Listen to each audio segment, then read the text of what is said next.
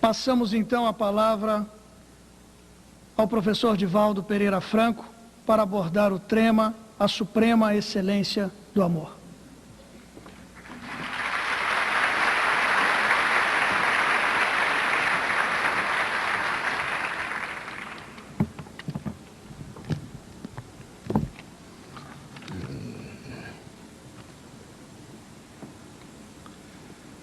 Senhoras, senhores, jovens, queridos irmãos no ideal espírita, que nos abençoe Jesus, o amigo incondicional das nossas vidas.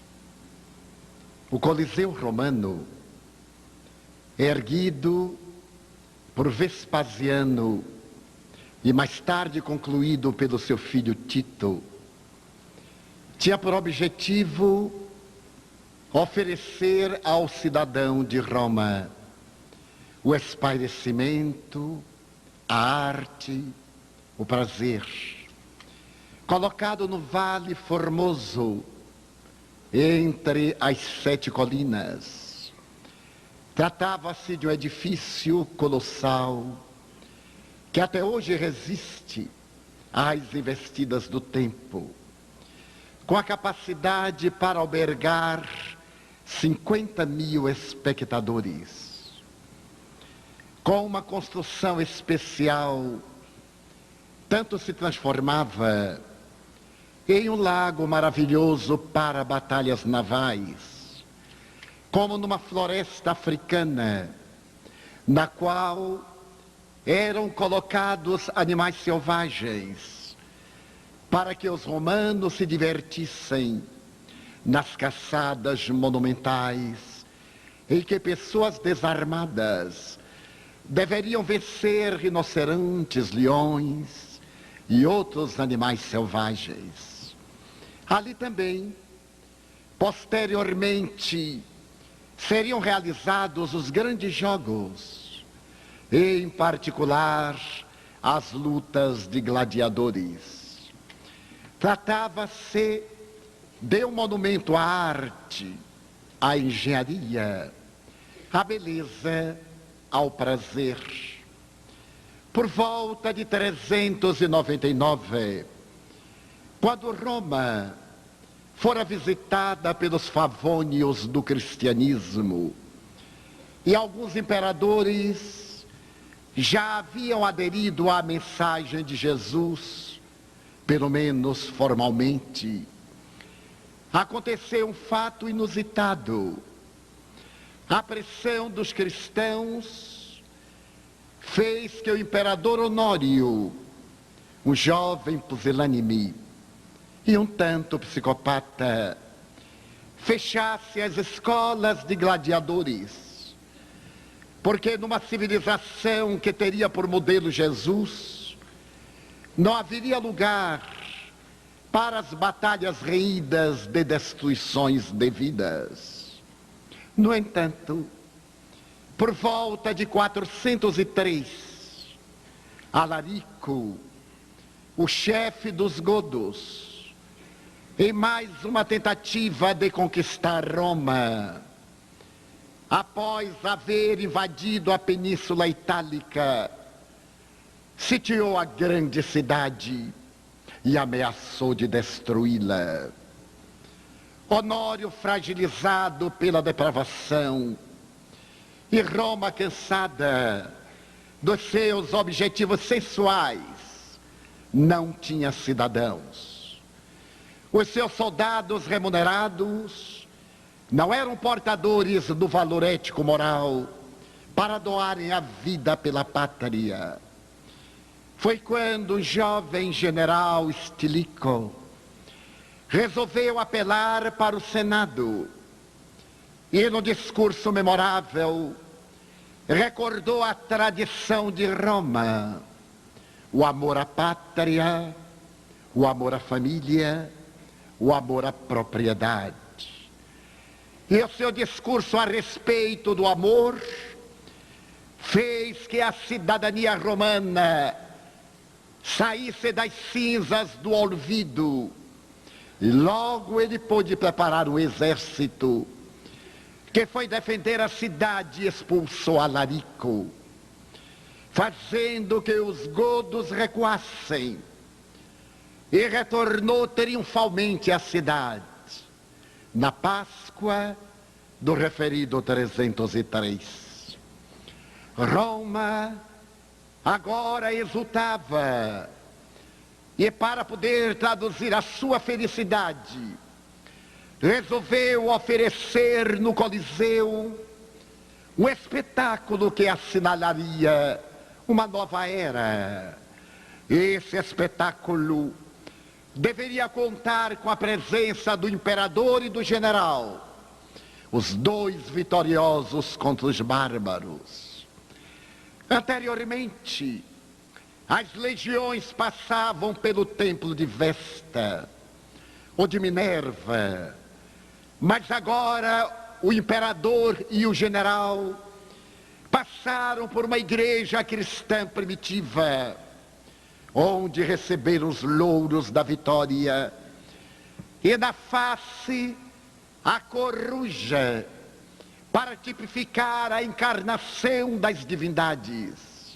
E logo depois, em quadrigas ornamentadas, adentraram-se pelo Coliseu que regurgitava, para poder agradecer a Jesus a vitória sobre o conquistador bárbaro. E logo após, o espetáculo para alegrar os cidadãos romanos teve lugar. Vestais recordar os dias gloriosos do politeísmo.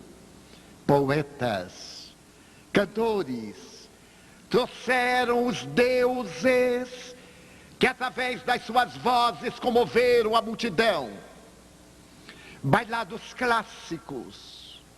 E a seguir, entre o imperador que estava comovido até as lágrimas, formou-se uma legião caracterizada por gladiadores que traziam o corpo coberto de armaduras, enquanto do outro lado um grupo de lutadores seminus portava cada um deles a rede e o tridente, e o gladiador estava preparado com a espada para os vencer.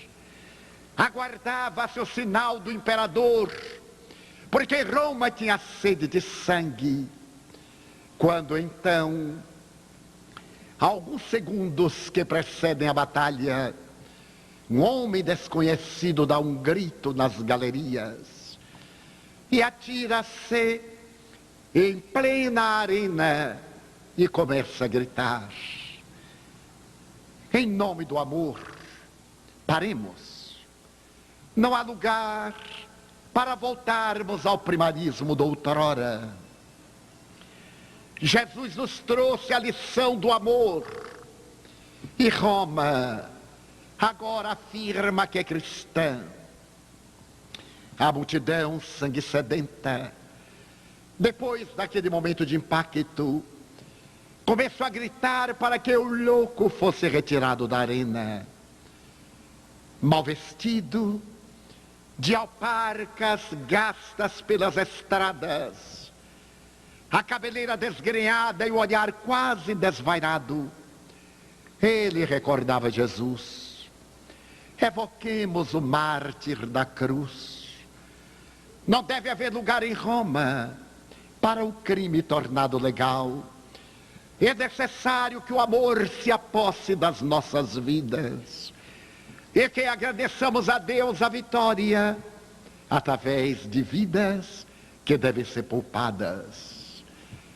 As arquibancadas, dominadas agora por uma estranha fúria, atiraram o que tinham nas mãos aquelas pessoas aturdidas e furiosas, até que alguém mais atrevido gritou: matem-no!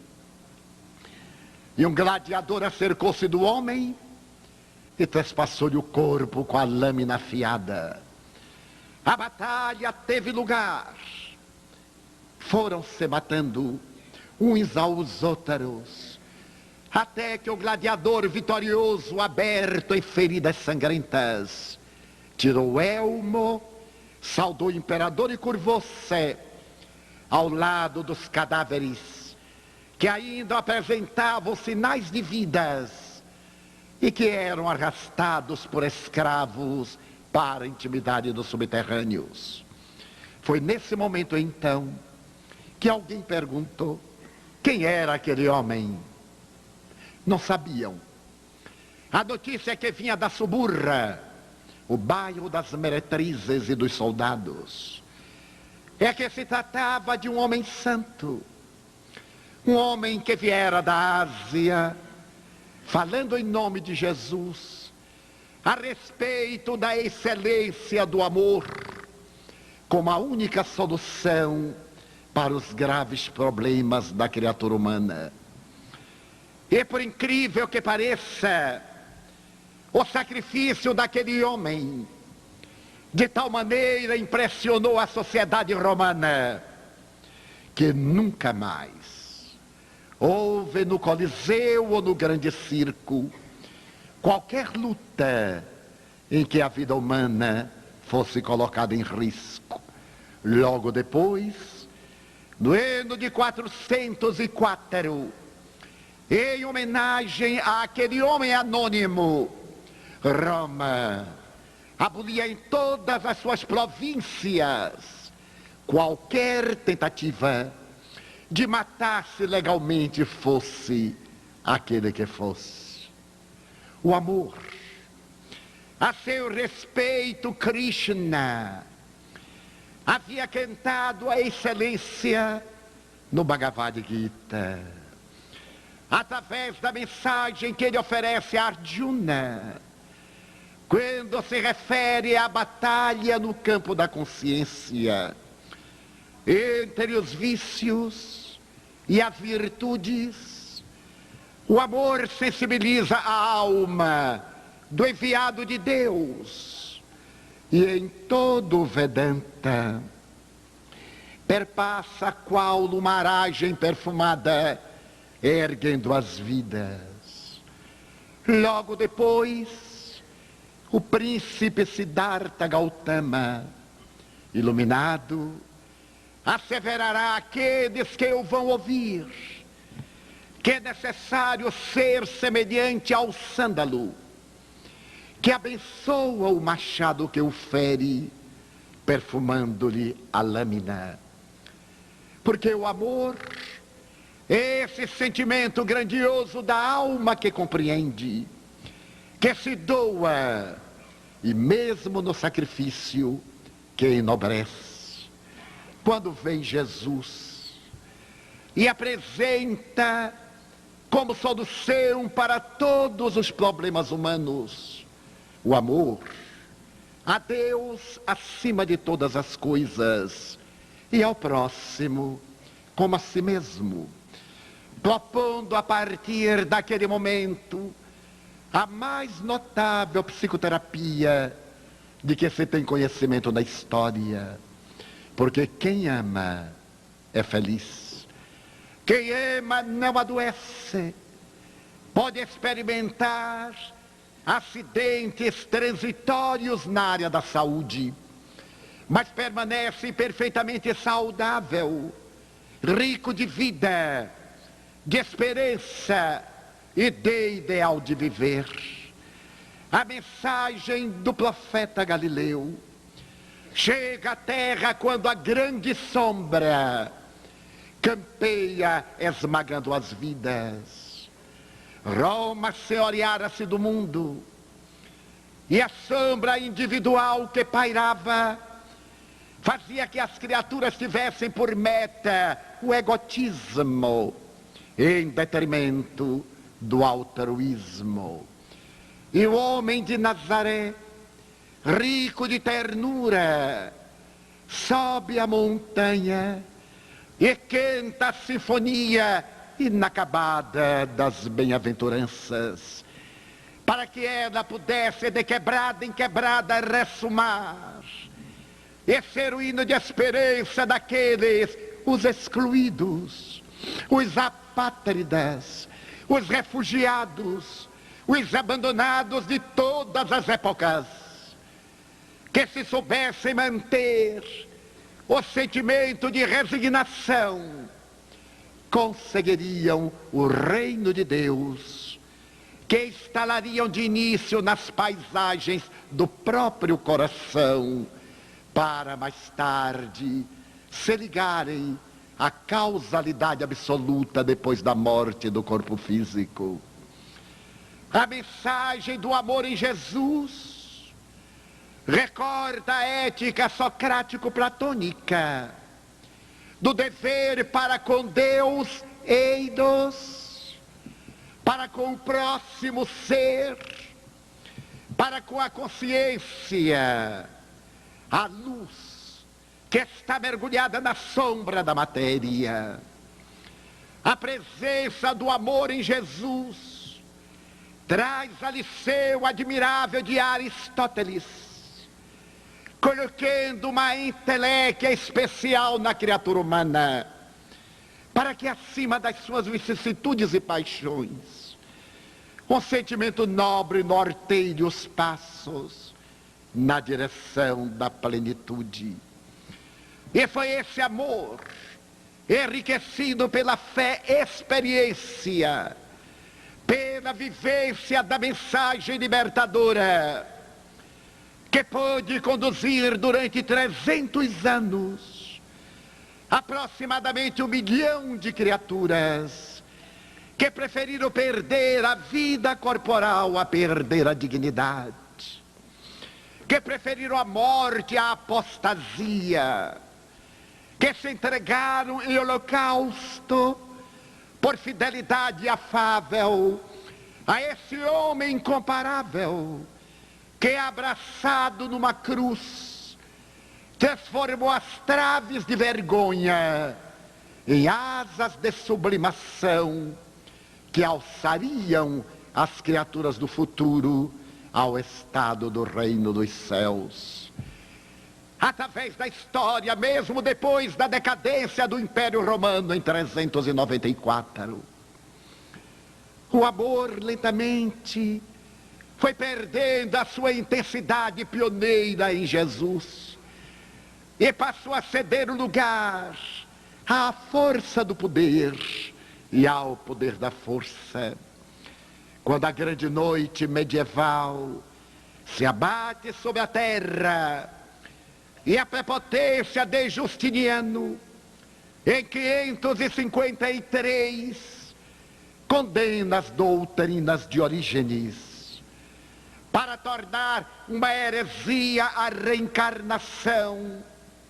O amor parece que abandonou as paisagens terrestres, para que a perversidade tomasse conta das criaturas, e no lugar representativo da manjedoura do Nazareno se colocasse a cruz como símbolo de sacrifício e a espada como símbolo de destruição. Alarga-se a Idade Média, até quando um homem sensível percebe que as doutrinas que lhe chegam da Inglaterra descrucificam Jesus, e fascinado pela necessidade de reviver o amor, na Tchecoslovaquia começa a pregar o evangelho no idioma nacional contra a proibição arbitrária do papado de Roma. Jan Hus, da pequenina igreja de Belém em Praga, fala de que somente através da autodoação, pelo amor, a fé encontra o combustível indispensável para iluminar a vida. Os seus sermões comovem, e nos dias de domingo, os camponeses invadem Praga. A nobreza corre para a pequenina igreja de Belém.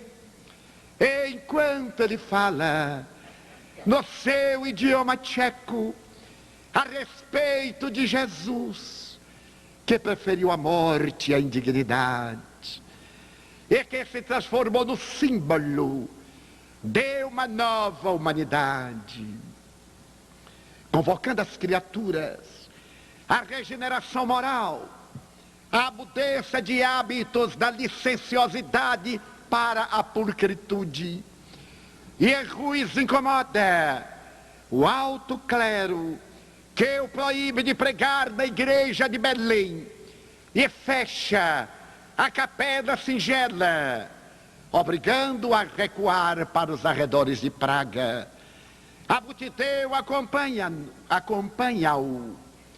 E, naturalmente, o poder arbitrário da política religiosa manda fechar todas as igrejas, para que os fiéis não tenham acesso aos sacramentos, ao perdão, e, consequentemente, experimentem as geenas, caso morram, ou fiquem sem receber a oblata da palavra de Deus. É nesse transe que o grande inspirado recorre ao imperador Venceslau, seu amigo, que agora em Constança, na Alemanha, promete ajudá-lo, já que havia sido seu colega da Universidade de Praga, que o escutara na pequenina igreja de Belém. E ele se oferece para ir a Constança, para poder expor, diante de um concílio, qual é o ideal do verdadeiro amor, a prática das virtudes cristãs. Recebe a ajuda do imperador Sigismundo e viaja acompanhado por 2 amigos devotados que pretendem defender-lhe a vida e retornam ao alcançarem as fronteiras da Alemanha. E Rus avança, chega a Constança e vai imediatamente conversar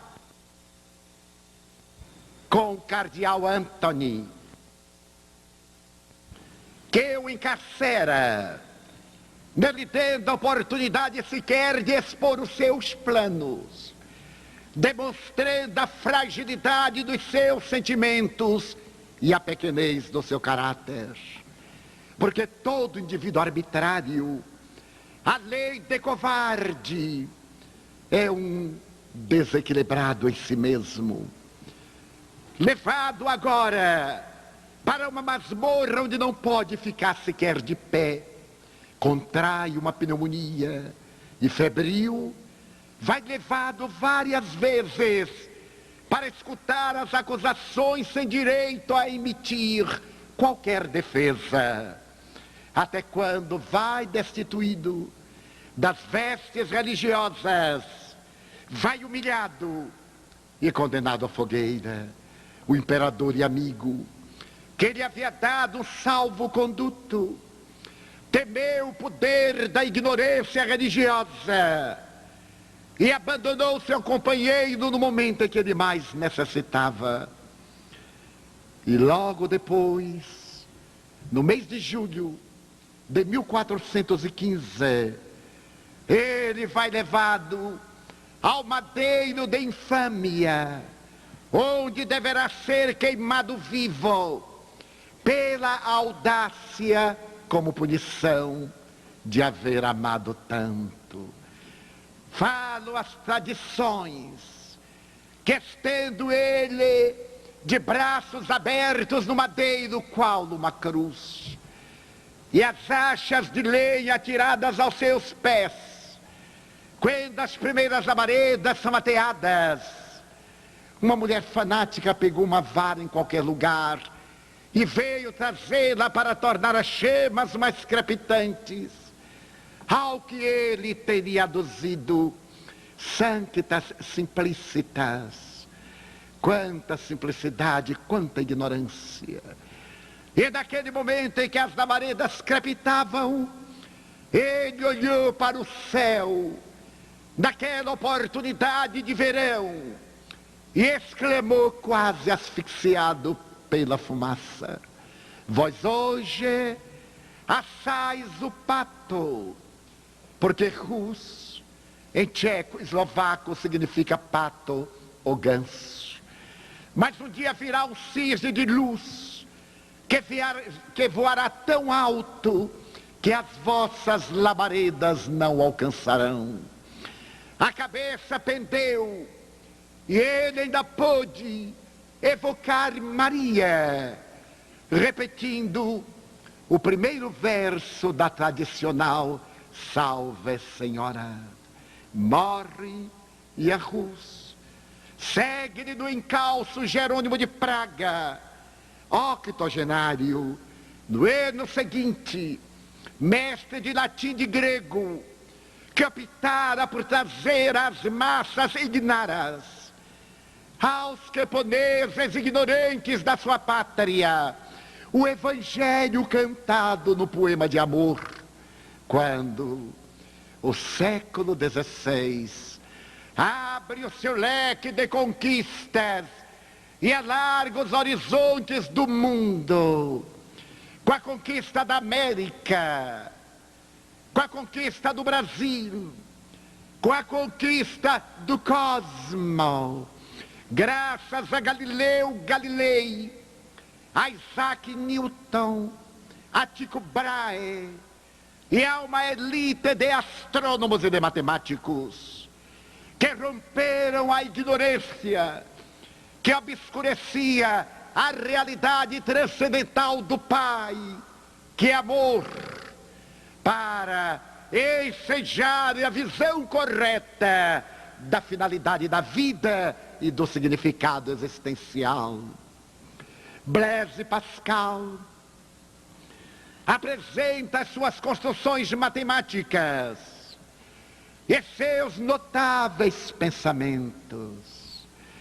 Se é um matemático incomparável, genial desde os 4 anos, os seus Le Pensées são ricos de beleza e de ternura, convidando as criaturas a uma nova visão existencial que deve ser caracterizada pelo hálito do amor. O século XVII não pode mais ser contido, e já que não era possível amar, apesar da presença anterior de Francisco de Assis, de Teresa d'Ávila, de São João da Cruz, de Pedro de Alcântara e de tantos outros, era necessário que a ciência rompesse os velhos porões das universidades e adquirisse a cidadania, quando uma verdadeira elite de pensadores começa a ressuscitar as ideias do hedonismo grego, trazer de volta o pensamento de Leucipo, Lucrécio e de Demócrito, examinar a realidade da matéria como constituída de átomos, que ao serem desarticulados levariam a vida ao aniquilamento, à destruição.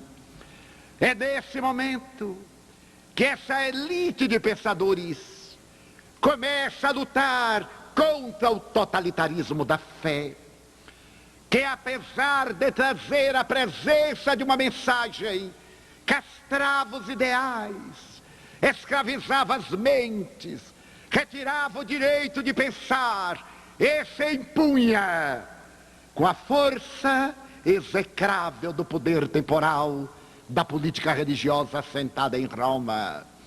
Quando o século XVIII raia e o pensamento notável dos enciclopedistas abre os horizontes da cultura da França, e na humanidade o ideal de liberdade começa a sacudir as vidas. É necessário acabar com o direito divino dos reis, dar dignidade à criatura, acabar com as preferências do poder temporal, do clero, da burguesia, da nobreza, E Voltaire, sentindo os anseios de toda uma geração, apresenta a sua obra monumental, que vai inspirar a Jean-Jacques Rousseau no seu Emílio, no seu do contrato social, para que as criaturas pudessem ter uma visão mais equânime dos direitos humanos, da necessidade de uma vida mais compatível com o equilíbrio das necessidades dos seres. É nesse momento que um jovem milanês, o Marquês de Beccaria, discípulo de Rousseau, tem a audácia de profligar contra a pena de morte o Tribunal da Santa Inquisição e apresenta seu pequenino livro de direito, De Delite e De Pene, até hoje básico na ciência do direito humano, dizendo que ninguém pode matar. E toda vez que o Estado se arroga o direito de matar, ele demonstra falência no cumprimento de salvar. O Estado mata porque não sabe educar. E recordando o pensamento de Voltaire, diz o Marquês de Beccaria que uma criatura educada, de hábitos, de conhecimentos, de sentimento, não pode de maneira nenhuma delinquir. E se por acaso torna-se um delinquente, é mais psicopata, que necessita da sociedade, do que um rebelde que deve ser punido pelo crime de uma enfermidade que não sabe. O século XVIII canta, nos versos notáveis dos pensadores, que no Café de Paris ouvem, entusiasmados com Dorset, de Derrot, as palavras flamívonas dos revolucionários que marcham a 14 de julho de 89 e derrubam a Bastilha, o maior depósito de pólvora da Europa, naquele dia guardada por 15 homens.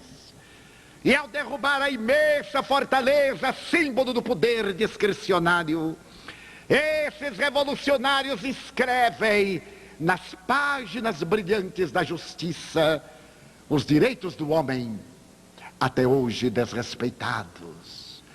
Mas eles cantam a trilogia da liberdade, da fraternidade, da igualdade, até 91, quando sente necessidade de a revolução adentrar-se nas carnes do totalitarismo da fé. E em 93, na Catedral de Notre-Dame, no dia 21 de novembro, Pierre Gaspard Chaumette proclama a desnecessidade de Deus. Deus morreu. A França, que se libertou da peia dos Bourbons, não tem necessidade de Deus. E uma onda de selvageria sai por toda a França, arrebentando as igrejas e os símbolos da religião dominante.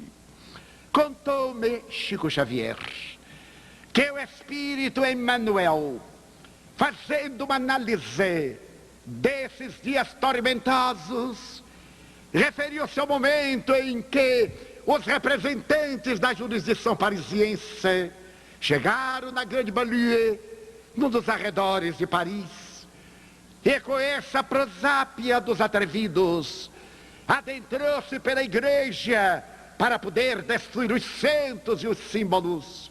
O jardineiro que carpia a porta, vendo tanta empáfia, perguntou-lhes: que viestes fazer? E eles redarguiram: apagar os sinais de Deus. E o jardineiro, tomado de surpresa, contra-perguntou: e onde estão as vossas escadas? Escadas? Para quê? Para subirdes e apagardes as estrelas. demonstrando que Deus, como dirá mais tarde Carl Gustav Jung, é íncito na criatura humana, nesse arquétipo causal, primordial. Deus é a realidade máxima, e fazer a grande viagem do ego para o self, e desse para o arquétipo original, é o dever que nos devemos impor durante a viajatura carnal para encontrar a paz. Mas logo depois, com a decadência da Revolução, Napoleão Bonaparte assenta seus arraiais em Paris, em 1802, e para poder governar firma uma concordata com o Vaticano, a segunda, para poder silenciar as vozes descontentes, para que no dia 2 de dezembro de 1804, enquanto o coral de Notre-Dame canta pompa e circunstância, com 200 vozes, a música especialmente composta para o evento, ali diante do altar-mor, o Papa Pio VII se levanta para coroar imperador dos franceses o genial curso. E como Napoleão detestava o Papa, quebrou o protocolo, tomou-lhe a coroa das mãos, autocingiu-se, coroou Josefina, e aquele delicado fio entre a França e a intolerância romana esteve a ponto de romper-se. Napoleão governa a França, mas um pouco antes, no dia 3 de outubro daquele mesmo ano, na formosa cidade de Lyon, nas Gálias lugdunenses, onde houve martírios de cristãos primitivos, especialmente em 171, reencarna-se Ian Rus, que receberá o nome de Hippolyte Lyon, Denisard Rivailo, que veio à terra com a tarefa de restaurar a palavra de Jesus e fazer que o amor atinja o seu ápice na excelência da caridade, que é a doação plena e total da criatura humana. Enquanto Napoleão vai conseguindo vitórias na Europa, pensando em fazer os seus estados Moloch, tendo por capital Paris, o menino lionês vai estudar em Verdun com Henrique Pestalozzi, o pai da escola nova, o mestre da abnegação e da afabilidade, que amava a Bíblia, que tinha aberta sobre a sua mesa e que está ali até hoje, para poder beber nos lábios do insigne mestre, não apenas a educação formal, senão aquela que se referirá mais tarde, a que tem a ver com os valores morais, aquela que transforma o indivíduo de dentro para fora, não aquela que lhe dá informações intelectuais e cria hábitos sociais, mas a que tem a ver com a mudança radical do indivíduo para melhor.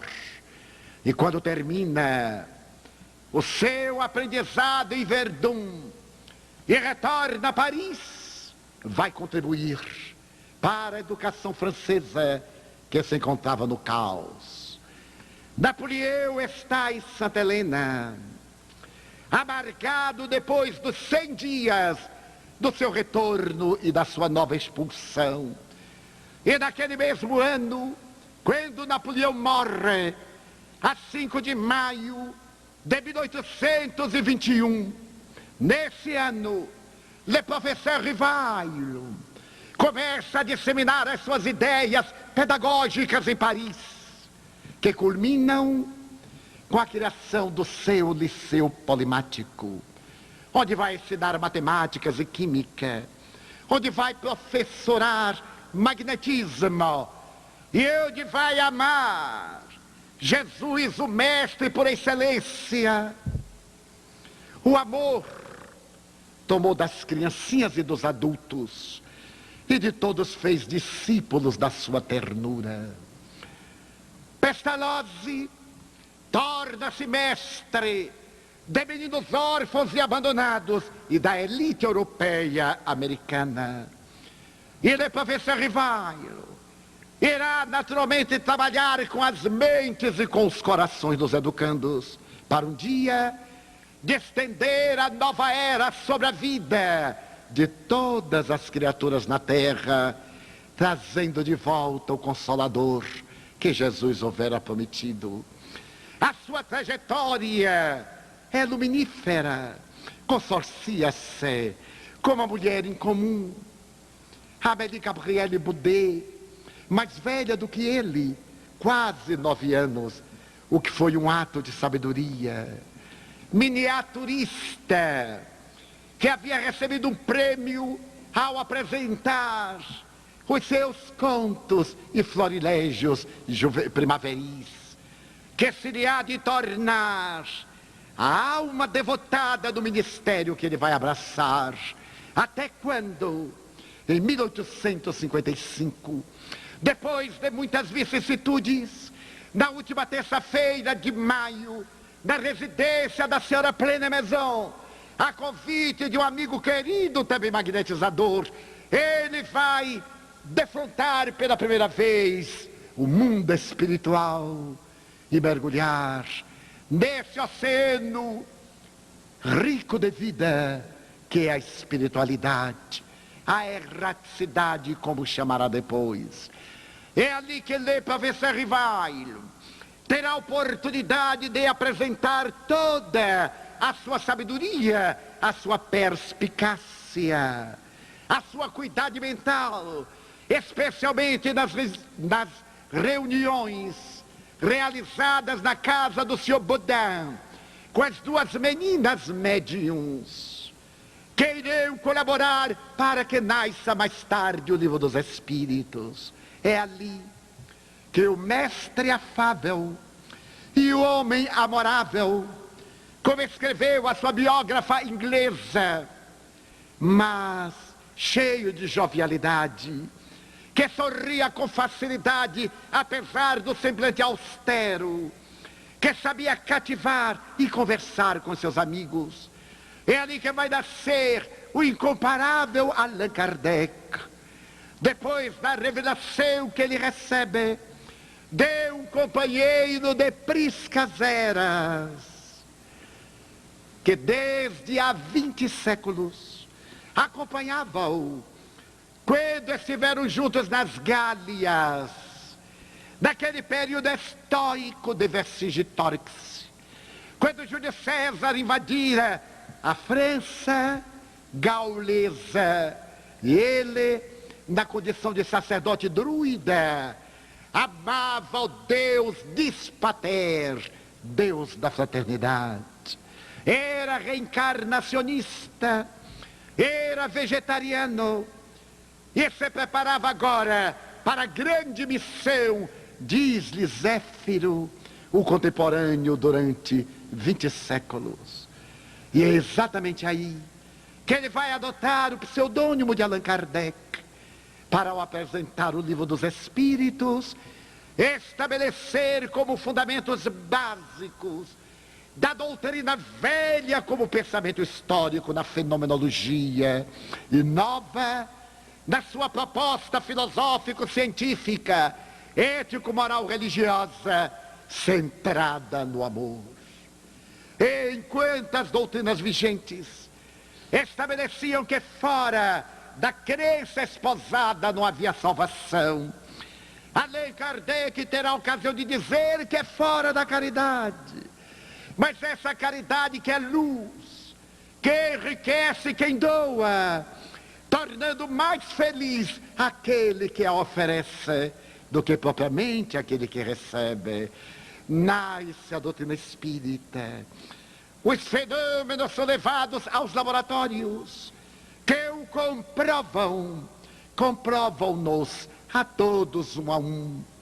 A sua filosofia se alarga, repetindo aqueles pioneiros do idealismo grego, Sócrates, Platão, mas é a sua ética moral que arrebata as vidas, toda ela fundada no Evangelho de Jesus.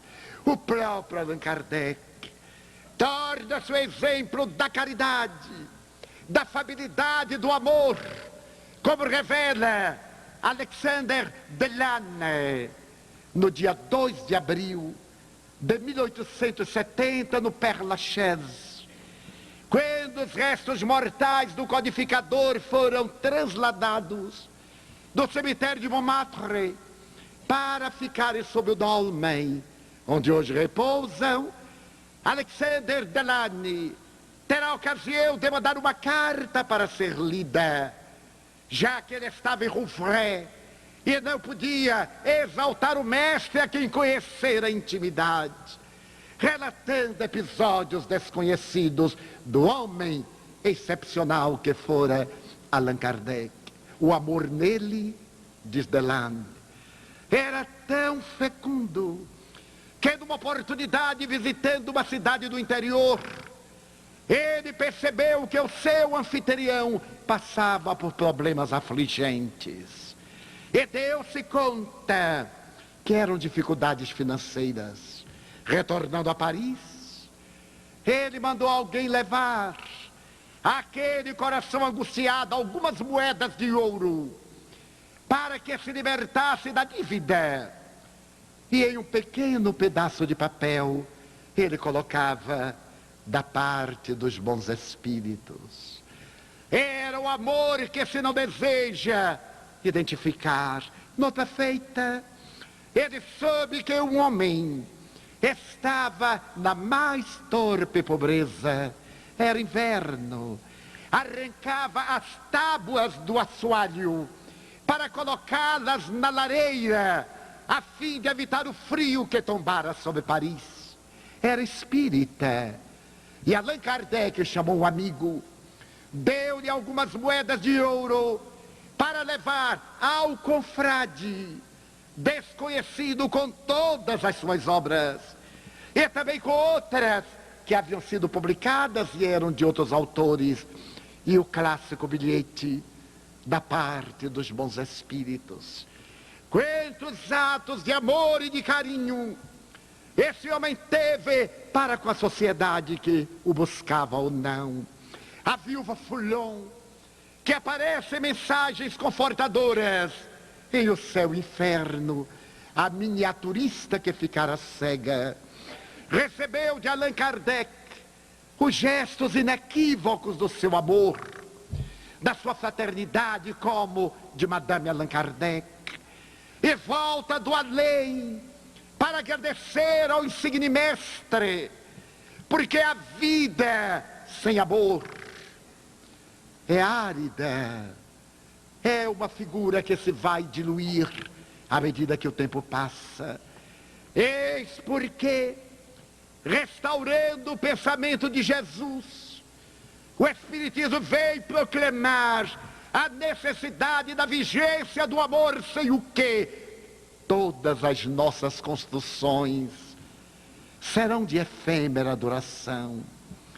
Falando a esse respeito, o psicólogo ítalo-americano Leo Buscaglia oferece à Universidade de Los Angeles a sua vontade para lecionar amor. E deixa-nos um livro incomum com esse título, porque apesar de se confundir amor com sexo, desde o século VI a.C., quando os gregos retiraram do caos a figura mítica de Eros, a criança maliciosa, que vai representar no futuro a libido, e que teria na tradição sido filho dos deuses mais poderosos, de forma que se tornou a deidade mais poderosa da Grécia. Irá ressurgir entre os romanos como Cupido, o adolescente que tem aquele aspecto de uma pessoa que entende a nossa cupidez, a nossa sensualidade com arco e flecha ou não, para significar amor como os sentimentos do imediato prazer corporal. Mais tarde, na área soberana da psicanálise, Alexander Lowell, o notável discípulo de Freud, terá a ocasião de dizer em Los Angeles que as criaturas humanas somos portadoras de enfermidades físicas, emocionais e psíquicas.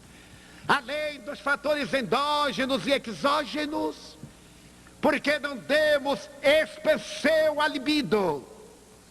Criamos 9 anéis que nos estrangulam e uma couraça que nos impede de exteriorizar o fluxo da vida através da sensualidade. Com respeito que nos merece Alexander Lowell, a notável psicanalista alemã, doutora Hannah Wolff, faz uma psicanálise do amor e estabelece que o amor não é necessariamente o jogo sexual, do prazer, quando o espírito João de Brito, considerado santo pela Igreja Portuguesa, através das mãos do venerável apóstolo Francisco Cândido Xavier, terá a ocasião de dizer: tudo na vida é amor. O ódio é o amor que enlouqueceu. A sensualidade é o amor primitivo. O ciúme é o amor que ficou doente. A desconfiança é o amor que se desestruturou. E fazendo 12 definições, ele termina por dizer: antes e depois do amor não havia criação, porque Deus é amor. A frase incomparável de João, o evangelista. Eis porque o segundo encontro estadual de espiritismo elegeu o amor nesse momento em que a terra estruge, despedaça-se de angústia, após o inolvidável 11 de setembro, quando os paradigmas do materialismo ruíram. A partir daquele momento, 8 horas e 45 minutos de Brasília, quando as torres gêmeas, que representavam o poder norte-americano na economia, e o Pentágono na área da estratégia militar em Washington, foram destruídas as torres e uma ala despedaçada, nós entramos numa outra era, inesperadamente, a era do estresse pós-traumático, desse transtorno psicológico que agora nos domina através de um medo que se torna mórbido e através de uma ansiedade que nos devora por dentro. A sociedade não será mais a mesma. Nasceu através da tragédia uma nova sociedade que somente poderá sobreexistir se tiver os seus fundamentos profundamente enraizados no amor. Eu me recordo que Sua Excelência, o presidente da República Norte-Americana, George Bush, logo depois que tomou posse, apresentou uma estratégia militar de defesa do seu país, na qual deveria investir $1 trilhão e 200 bilhões de dólares para colocar uma rede antimíssil por todo o território americano e acima dele, sem dar-se conta que o câncer destruidor estava dentro de casa. Pensou da defesa de fora, mas não se recordou da tragédia do cotidiano, da criatura humana em si, que se pudesse dispor de $1 trilhão e 200 bilhões de dólares expulsaria da terra a vergonha da fome, acabaria a ranceníase, atenderia aos 8 milhões de apátridas, os refugiados de todas as nações, acabaria a pobreza no mundo, acabariam as dívidas externas da humanidade. Mas pensando na guerra como um falcão, sem nenhuma crítica de nossa parte, esqueceu-se de que o câncer é insidioso, é interno, e quando a criatura percebe-o, já está com metástase devoradora. Então o grande falcão se levanta para o desforço e vai à busca do suposto criminoso e procura acabar com o terror da terra, o terror dos fanáticos, dos esquizoides, dos atormentados, das vítimas da fome, da miséria, da dor, do abandono, dos excluídos. E naquela semana, a imprensa noticiou que a Bolsa de Nova York perdeu $1 trilhão, que poderia ter acabado com a praga desse epíteto cruel, terceiro mundo. O mundo dos párias, das pessoas que ainda não atingiram a cidadania, daqueles que vivemos do espólio, dos cadáveres, como abutres que nos disputamos um pouco de carne pútrida. E acompanhemos o nascer de uma nova era, sob o espocar de mísseis Tomahawk, de $1.200.000 cada um, e de outros, quando o amor poderia modificar essa estrutura, quando o amor poderia lenir as exulcerações que permaneceriam nas vítimas, que convocadas a uma visão de solidariedade, mudariam de estrutura, embora o terrorismo cruel, perverso, insano, destrutivo, pudesse ser combatido através de outros métodos políticos, diplomáticos, econômicos. Mas é que está ainda no homem o ser belicoso, a predominância dos instintos agressivos, da força, diminuindo as dádivas da razão e o luar dos sentimentos, para que nós cheguemos ao máximo das aflições e então, agora sim, busquemos Jesus. Com muita razão afirmou Madre Teresa de Calcutá: é necessário amar. Amar até doer. Amar até esquecer-se de si mesmo. Era um dia especial. O mês era Nisan. Nisan é abril, maio em Israel. A primavera cantava uma volhada de perfume na corola das rosas de Sharon.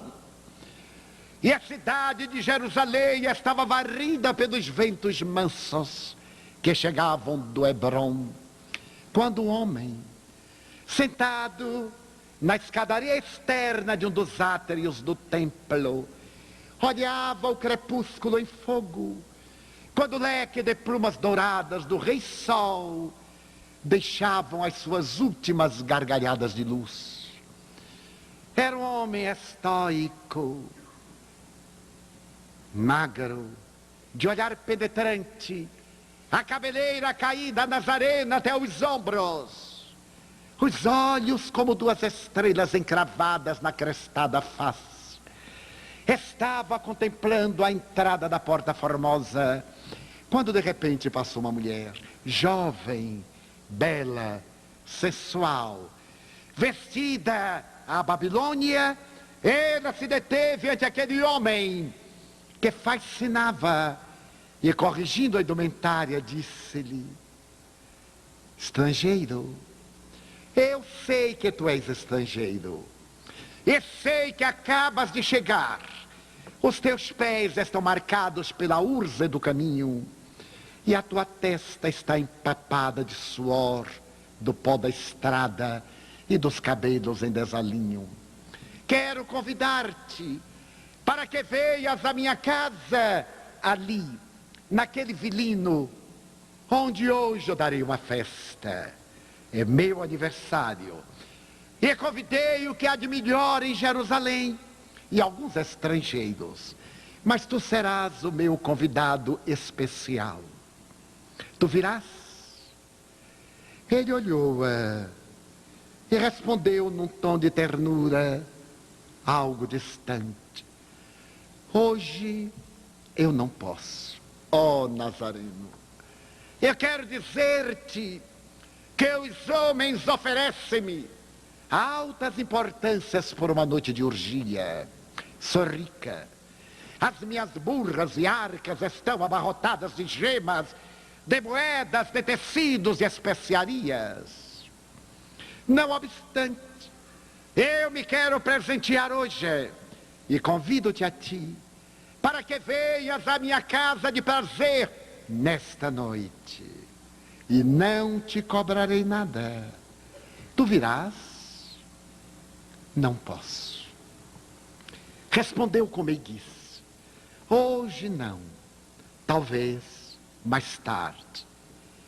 A mulher, que não estava acostumada a negativas, impertigou-se e disse: Nazareno, olha-me.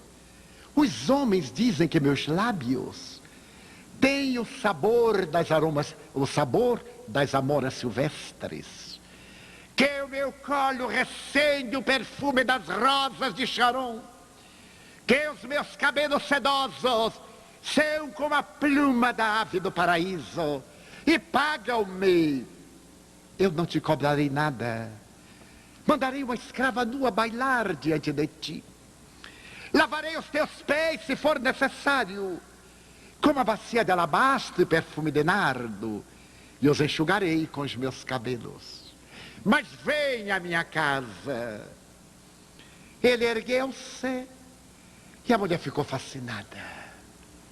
Hoje eu não posso. Ó Nazareno, perdoa-me por insistir. Eu sou vendedora de ilusões. Mas eu nunca encontrei ninguém como tu, que tanto me fascinas. Vem. Eu não quero nada de ti. Mas eu desejo que um homem como tu te recostes no meu triclinium. Eu me sentarei à porta para olhar-te, porque eu te amo. E te amo porque vejo nos teus olhos uma estranha, devoradora chama. E assim procedo porque te amo. Tu virás? Ele olhou-a e com a sua ternura e afabilidade disse: hoje eu não posso. Mas um dia que não está muito longe, eu atenderei ao teu convite e irei ter contigo. Se não vens hoje, não venhas nunca mais. Eu não necessitarei de ti. E soberba partiu na direção do seu bordel. 2 anos depois, no poço em Betesda, um homem belo como o amanhecer do dia, nobre como a espada nua, puro como a labareda do fogo, estava falando a um grupelho, quando chegou uma mulher veneranda e balbuciou-lhe algo ao ouvido. Tu irás?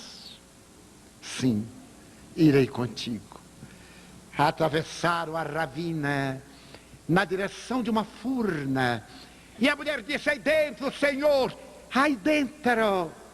Ele adentrou-se na lapa, teve o choque do claro escuro, cerrou os olhos, e porque ouvia um gemido, ele foi na direção daquele sofrimento com as mãos distendidas, que alcançaram uma cabeça úmida, cujos cabelos largavam no contato dos seus dedos, em podridão. E então ele abriu os olhos, Um corpo transformado num monturo, ali envolto na miséria e no abandono, moveu-se e uma voz rofenha começou a dizer: que queres de mim? Se queres perfumes, já não os tenho para vender. E se viesse por piedade, foge. Tenho lepra, não te perdoarão, porque vieste ter comigo. Foge, deixa-me morrer em paz. Ele curvou-se, envolveu-a num abraço e lhe disse com uma voz quente junto ao ouvido: não posso. Um dia tu me chamaste, eu te disse que te atenderia. Aqui estou para atender-te. A mulher, escutando essa voz, limpou os olhos em chaga viva, recuou e deu um grito: ó Nazareno belo, por que demoraste tanto? Eu te esperei por 2 anos e tu não vieste. Por que só agora? Deixa-me morrer. Não posso. Eu te disse que te atenderia e aqui estou. Foge, Nazareno. Vê-me, sou toda podridão. Eis o que os homens fizeram de mim.